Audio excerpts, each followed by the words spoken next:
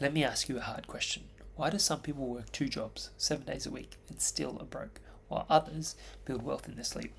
Why is it that no matter how hard you try, you grind away and it still feels like you're running in the same place? If you ever felt like that, you're doing everything you know what to do and you still can't get ahead, this video is for you. Because today I'm going to expose to you exactly what poor people are doing and how they are taught to make money, and why those strategies almost never lead to freedom, and what you need to start doing instead. This is not about judgment, it's not about shame, this is about truth and transformation. Because what I've learned, most people aren't broke because they're lazy, they're broke because they're playing the wrong game. And today I'm going to expose the game and I'm going to show you how to switch courts. By the end of this video, you'll understand why survival strategy keeps you stuck, what wealth building actually looks like, and how to start moving from desperation to direction. You're not dumb, you're not lazy, you've just been taught how to survive instead of how to build. But once you know the truth, you can never unsee it. So let's jump in. After my injury, I ended up on the disability pension. I was living at home with my mum, and I didn't have a lot of money, I didn't have a job, I didn't have any job prospects, I had no real direction. But I wanted to do better. So what did I do? I tried to be responsible. I made a budget. I lived below my means. I started to save little by little. $50 here, $100 here. And I remember thinking, okay, this is working. If I simply save $50 a week, that's $2,600 in a year. Not bad, right? That's a start. But don't get me wrong, that's progress. It's better than zero. But then I did the math. If I start saving $2,600 in a year in a bank account, earning, let's say, 3% interest, and then I have to pay tax on that earning, and then inflation wipes out the interest that I've earned anyway. So I'm actually not building long-term generational wealth. It's not the plan to build that. That was the moment I realized that I had to change something. It wasn't anything I was doing was wrong. I was just playing by the wrong rules. I was in survival, not building. I was reacting, not planning. I was doing what I thought was smart, but I had no path to freedom. The input wasn't going to create the output that I desired, so I had to change the input. And here's the problem most people face. They're stuck in what I call poverty economy. And the poverty economy is built on survival. Work today, eat today. Borrow today, stress today. Sell something quick, don't feel broke until next week. No leverage, no system, no plan, no ownership, just hustle, exhaustion, and repeat. But the wealthy, they play a totally different game. They live in a wealthy economy, and it's built on systems, scale, and assets. They don't just work for money. They build things that print money. They use time differently. They use money differently. They use pain differently. It drives them to push forward. Poor people often live in reaction, and wealthy people live by design. If you're feeling stuck, it's not because you're lazy, it's because often we're trapped by the survival loop, and the system is developed to keep us trapped. And unless you shift from desperation to direction, from surviving to strategizing, nothing changes. You'll just keep working harder, stay in the same place, and you won't be able to get yourself out of the problem. So let's take a look at 10 most common ways poor people try to make money, and why often these strategies keep them broke. Not because they're bad people, not because they're trying, but because they're taught to survive. And when you're born, you were born for more. You see, I grew up believing that if I worked hard, I would get rich. So I worked harder, but I stayed broke.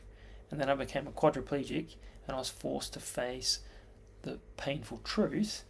Working harder wasn't the answer. Working wiser was. So today I'm going to unpack something that's real for a lot of people, and that's poor people, what poor people do to make money and why it rarely leads to wealth. So let's have a look. Often, people trade their time, number one. They trade their time, this is the clock, for money. And what this requires is, this here is a limited resource. Someone's their muscles. This is my muscle man. Their time for money. That's what they're doing. They're trading their a limited resource and trying to get a growth. And it's the trouble is, it's hard, because if you're trading time for money, it's hard to build wealth. Hourly jobs, shifts, pay by the hour, pay by the day.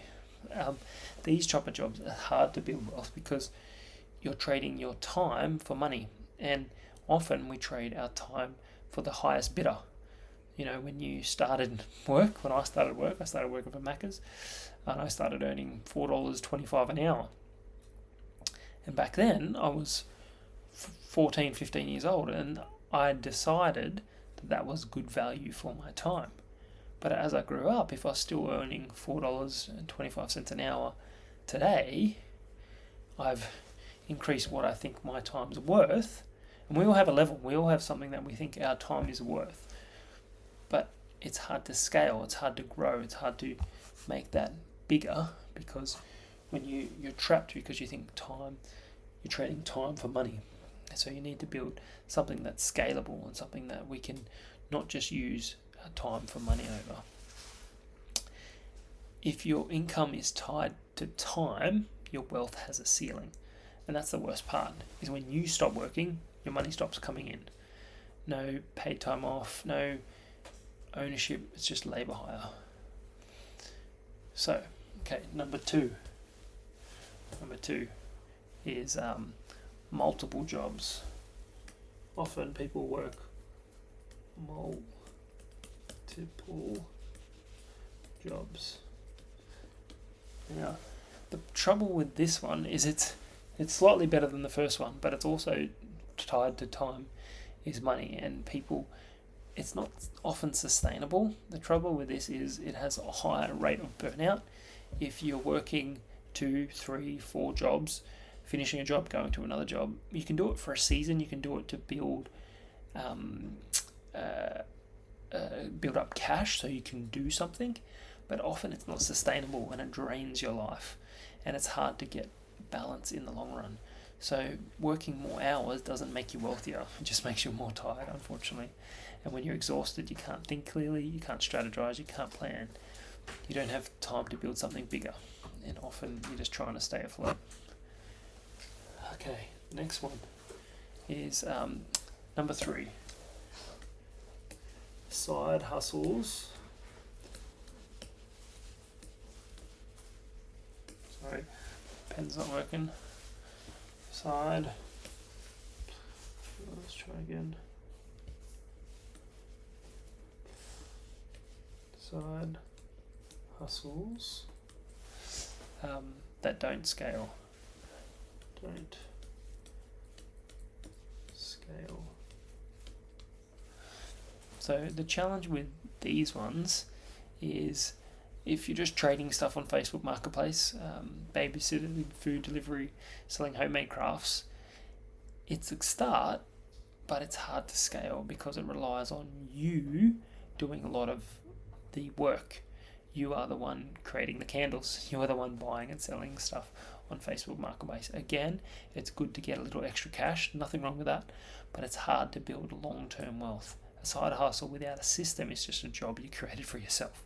So if you're going to do a side hustle, you need to make it a system. You need to build in automation and delegation, so you don't just spend your sweat equity building it. Okay, number 4 is relying on the government. Number 4, relying on government. Now, it's hard. Welfare, Centrelink, food stamps, disability support. Listen, I've been there. After my injury, I was on the pension, and I was grateful for that support. But I had to realise the system is designed to keep you stuck. It isn't designed to set you free. It helps you survive, but it doesn't help you thrive.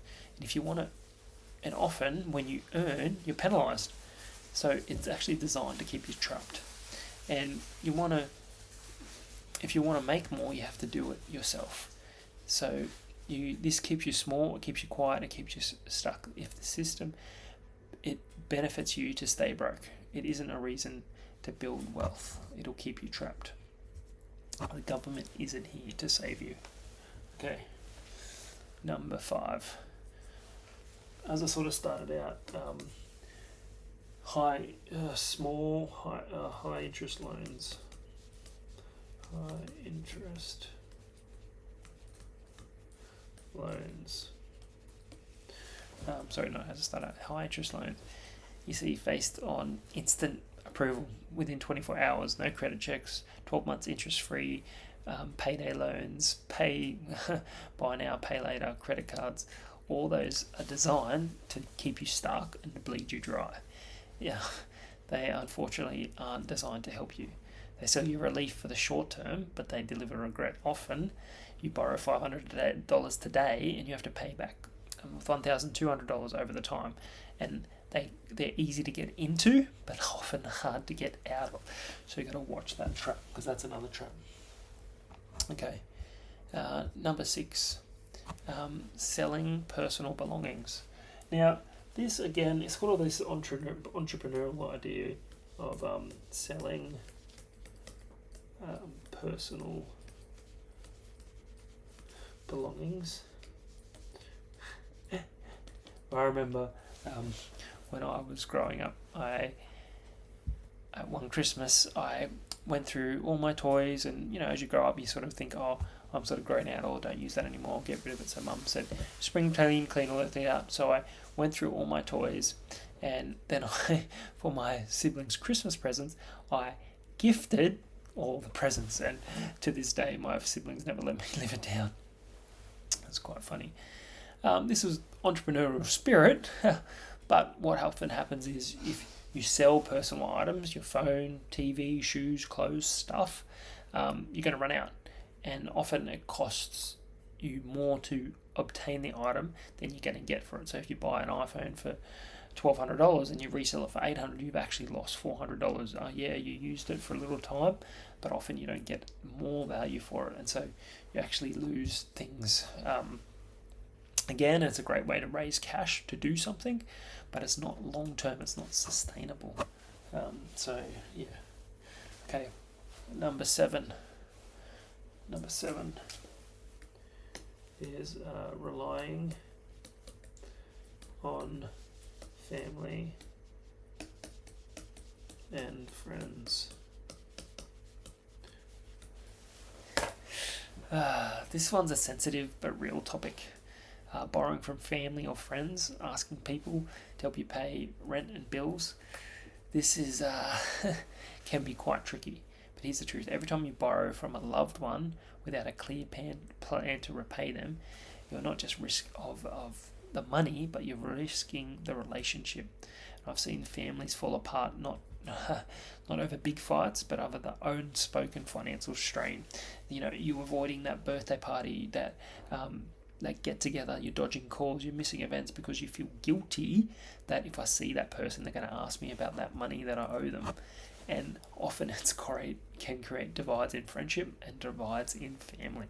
It's not good.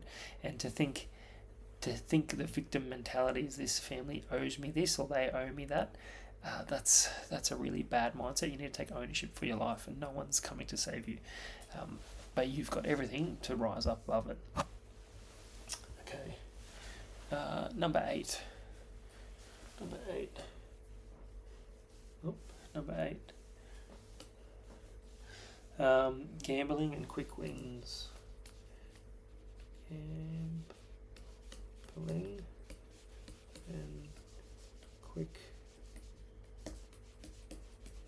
wins. Scratchies, pokies, sports bets, crypto, that hot stock tip from your neighbour down the street, that get rich quick scheme. It smells fancy, but you think it doesn't seem that good. If the promise of wealth without work and reward isn't there, it's probably a trap. You don't get rich by luck. You build wealth by learning, and wisdom comes from learning over time. It's discipline, it's applied knowledge. When you're broke, you're desperate, and you try to $10 scratchy that feels like hope, but 99% of the time you don't get anything. You just get a poor scratchy. and they're not giving away for money for nothing. It's designed to get your money. It's designed that most people lose. That's how they're designed. So you need to invest in yourself first. I would say that if you don't understand it, fully, don't invest in it. So that's number 8. Number 9 is selling your labor without upskilling. Number 9 is not upskilling. So often people they take a job, they can get what they can get their hands on: manual labor, cleaning, deliveries, physical jobs, and the work is good. It's hard work. It's honourable. But the problem is, if you're not growing, you're just grinding. You need to get to a point where you stop asking, can I get more hours? But how can I be more valuable? What does the market pay? They don't just pay for sweat, they pay for value. So how can I create more value? What skills can I develop? If your job doesn't have opportunities to grow, then grow outside your job. Watch YouTube, read books, study, learn something, learn marketing, leadership. Use your discretionary time to work on yourself. If not, ask your work what you can take responsibility for. What jobs can you take on? What responsibilities, ownership, tasks that you can do to help develop yourself, build yourself. That is, you need to be upskilling. And lastly, number 10 is undervalue themselves. So this one is the most dangerous of all. Most people undercharge for their service. They say things like, I'll do it cheap. I'll if you hire me, I'll do it cheap. Or I'm not experienced enough, so you don't have to charge me that much. But you need to determine that you are worth it. If you need a brain surgeon, you don't go look for the cheapest doctor. You don't go looking for the one on discount.